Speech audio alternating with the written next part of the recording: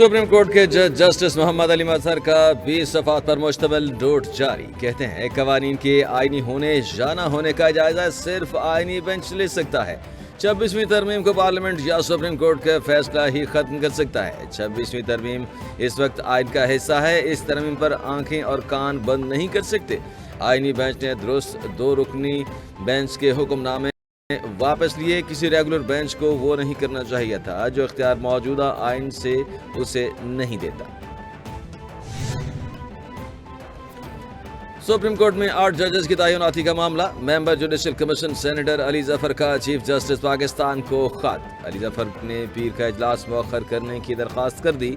खत में Islamabad high court जजेस की सीनियरिटी तनाज़े का भी हवाला। खत में लिखा कि सीनियरिटी का मसला हल होने तक इजलास मौखर किया जाए।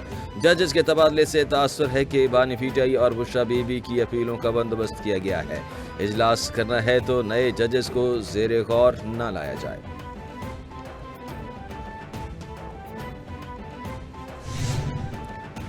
सऊदीया की पाकिस्तान समेत 14 ममालिक के लिए नई वीज़ा पॉलिसी। 1 साला मल्टीपल एंट्री सहूलत खत्म। नई वीज़ा पॉलिसी का इत्तलाक 1 फरवरी 2025 से हो गया। सऊदी हुक्काम का कहना है कि सऊदी अरब जाने के ख्वाहिशमंद अफराद को सिर्फ सिंगल एंट्री वीज़ा जारी किया जाएगा जो 30 दिन के लिए काबिल इस्तेमाल होगा। सऊदी अरब की नई वीज़ा पॉलिसी से पाकिस्तान समेत 14 ममालिक मुतासर होंगे। सऊदी वजारत हज और उम्रा ने हज के लिए मकामी शहरियों के लिए रजिस्ट्रेशन खोल दी।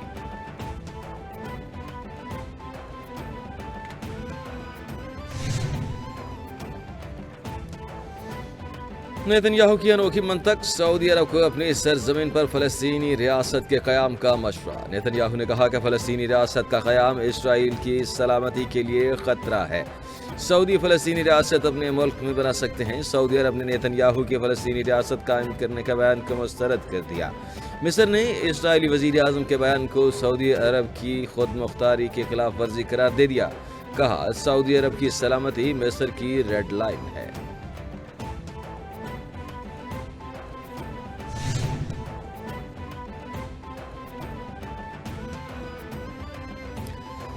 नायब वज़ीर आज़म वज़ीर ख़ारिजा इसाक डार और ईरानी वज़ीर ख़ारिजा सैयद अब्बास इराक़ची का टेलीफोनिक रब्ता। मशरिक़ वस्ता की सूरत हाल पर तबादला ख्याल। नायब वज़ीर आज़म इसाक डार ने गज़ा के लोगों को बेघर करने की तजवीज़ को इंतहाई परेशान कुन और गैर मुनसिफाना करार दिया। इसाक डार ने कहा कि अक़वाम मुत्तहिदा सलामती कौंसिल करारदादों के मुताबिक 2 रियासती हल ही वाहिद रास्ता और काबिल अमल और मुनसिफाना ऑप्शन है। पाकिस्तान खुद मुख्तार फ़लस्तीनी रियासत के क़याम की हिमायत जारी रखेगा। Growing threats from non-state actors have made it obligatory for us to sit together, discuss our challenges together, learn from each other and formulate strategies for the common good of our people. Karachi में पहले आम dialogue की इफ्तिताही तकरीब। ख्वाजा आसिफ ने तकरीब से खिताब करते हुए कहा कि बहरी शोबे में दरपेश गैर रिवायती चैलेंजेस से निपटने के लिए इज्तिमाई इक़दामात नागुज़ीर हैं। पाक बहरिया इलाक़ाई अमन और सलामती के लिए अहम किरदार अदा कर रही है। बहरी समंदरी तिजारत को तहफ़्फ़ुज़ की ज़ामिन। बहरा हिंद आलमी तेल और गैस के 50% ज़खायर रखता है।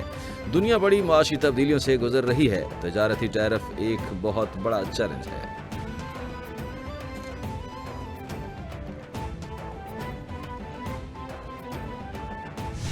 ये जो मुश्किल दौर था ये अल्लाह ताला ने फजल किया आप लोगों की बदौलत, आपकी काविश, आपकी मेहनत, आपकी कुर्बानी की बदौलत। और देखें जहां पे कारकुनान की कुर्बानी को फरामोश नहीं किया जा सकता वहां पे सबसे बड़ी कुर्बानी कायद के अपने घर के अंदर है।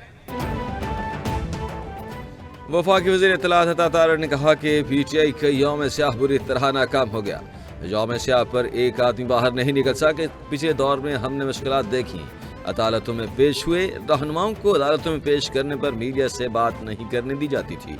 ऐसा दौर भी देखा जब लाउड स्पीकर पर मुखालिफिन को पुकारते थे। अल्लाह ताला ने अपने फजल से मुश्किल दौर से निकाला।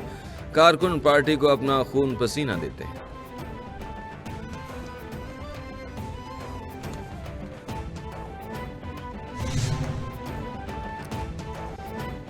अज़मा बुखारी कहती हैं कि केपी के लोगों ने भी इंतशार की सियासत को मुस्तरद कर दिया। हुकूमती वसाइल के इस्तेमाल और सरकारी मुलाजमीन की जलसागाह में हाजियाँ लगाकर भी 5000 बंदे इकट्ठे नहीं हुए।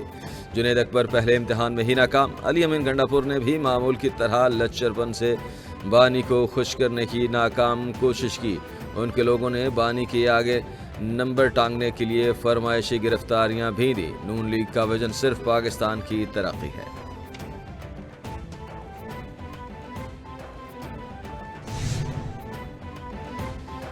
मुशीर इत्तलाफ खैबर पख्तूनख्वा बैरिस्टर साहब ने कहा कि सवाबी जलसा जाली हुकूमत के खिलाफ अवामी रेफरेंडम साबित हुआ। अवाम के समंदर ने जलसे में शिरकत करके जाली हुकूमत के मैंडेट चोरी पर मोहर तस्दीक जब्त कर दी। अवाम ने वाज़ेह कर दिया कि 8 फरवरी की अवामी मैंडेट पर डाका डाला गया। गुज़श्ता रात नवाज शरीफ, मरियम नवाज और पूरी नून लीग के लिए इंतहाई भारी साबित हुई। मरियम नवाज के तमाम ऊँचे हथकंडों के बावजूद पंजाब में अवाम बड़ी तादाद में बाहर निकली।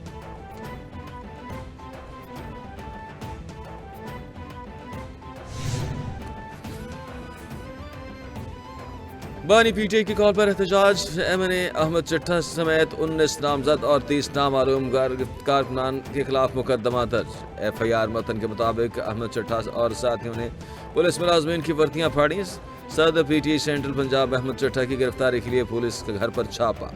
पुलिस ने घर का मुतअद्दिद सामान तोड़ दिया। उधर गुजरात में भी दफा 144 की खिलाफ वर्जी पर पीटीआई के दर्जनों कारकुनों पर मुकदमात दर्ज किए गए।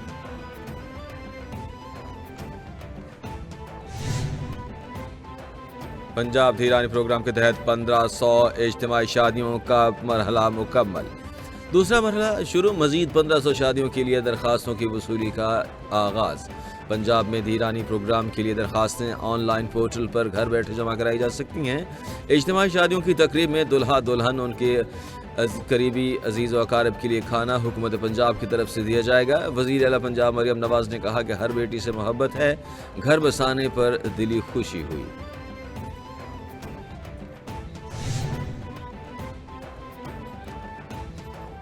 सीनियर वजीर सिंध शर्जील इनाम अमर की हिदायत पर रोड सेफ्टी कमेटी की कार्रवाइयाँ। 91 गाड़ियों की जांच, 44 का चालान, 7 गाड़ियाँ जब्त और 1 ड्राइवर जेर हिरासत। कवानीन के खिलाफ वर्जी पर मजमूई तौर पर 3,34,000 रुपये जुर्माना आयद किया गया।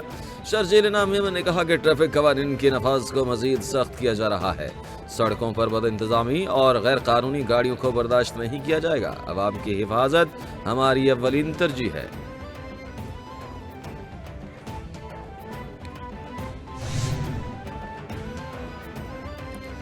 अमरीकी सदर डोनाल्ड ट्रंप को एक और झटका। अमरीकी जज ने यूएस एड को मुकम्मल खत्म करने से रोक दिया। गैर मुल्की मीडिया के मुताबिक जज कॉल निकोलस ने 2200 मुलाजिमीन को जबरी रुखसत पर भेजने पर आर्जी पाबंदी लगा दी। जज ने एजेंसी के तकरीबन तमाम ओवरसीज मुलाजिमीन को 30 रोज में वापस बुलाने के खिलाफ हुक्म जारी किया था। यूनियन ने अदालत से दरखास्त की है कि ट्रंप ने कांग्रेस से इजाज़त नहीं दी। ट्रंप का इकदाम गैर आइनी और गैर कानूनी है।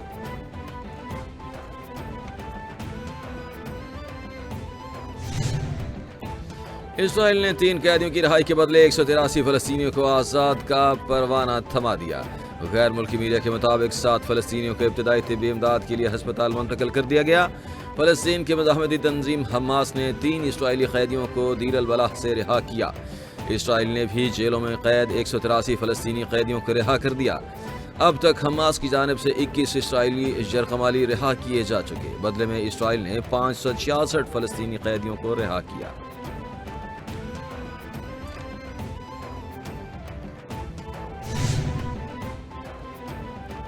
और लिस्बन में प्रिंस करीम आगा खान की नमाज जनाजा अदा। तदफीन आज मिस्र में की जाएगी। प्रिंस करीम आगा खान 28 वर्ष की उम्र में 5 फरवरी को इंतकाल कर गए थे। प्रिंस करीम आगा खान का इंतकाल पुर्तगाल के दारुल हुकूमत में हुआ। प्रिंस करीम आगा खान 1936 में पैदा हुए। 3 बेटे और 1 बेटी है। प्रिंस करीम आगा खान ने पाकिस्तान की तरक्की के लिए मिसाली खिदमात अंजाम दी। मिसाली खिदमात पर प्रिंस करीम आगा खान को निशान पाकिस्तान और निशान इम्तियाज़ से नवाजा गया था।